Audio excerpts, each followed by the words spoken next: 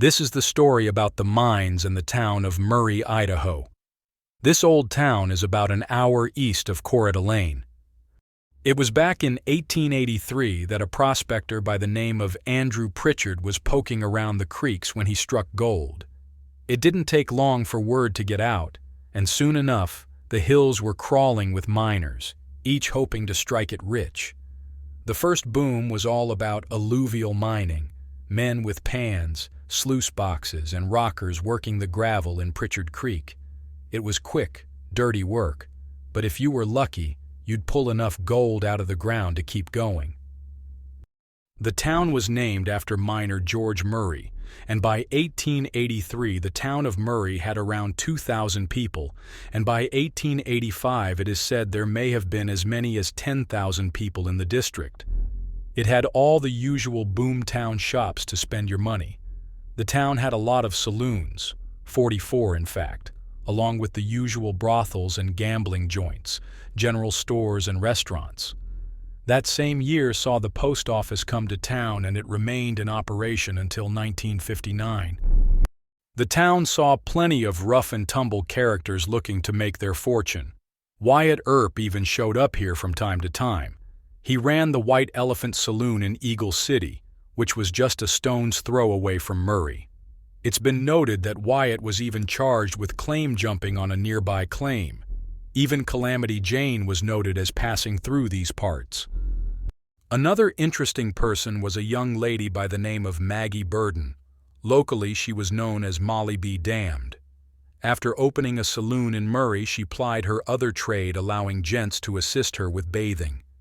How much assistance was directly related to the amount of gold dust they sprinkled in her bathtub. Another interesting tidbit about this town was the courthouse. When court wasn't in session, the building was used as a saloon. They say you could sit at the bar while you were being tried and sentenced. And for those who were sentenced, well, they were locked up right away in the nearby jailhouse. But like all gold rushes, the easy pickings didn't last. By the late 1880s, the gold was running thin, and a lot of the miners packed up and moved on. But some folks knew there was still gold in those hills, and you just had to dig for it. That's when the hard rock miners showed up. There were 3 big underground mines in the camp. One was the Golden Chest Mine, sitting up in the hills above town. Then there was the Bear Top Mine and the Poorman Mine. These mines lasted for several years and kept the town going. Then from the years of 1918 to 1925, the Yukon Mining Company, which was owned by the Guggenheim family, came to town and set up a large dredge. This dredge mined out Pritchard Creek as well as a few other creeks. I read somewhere that this dredge pulled out over $1 million worth of gold.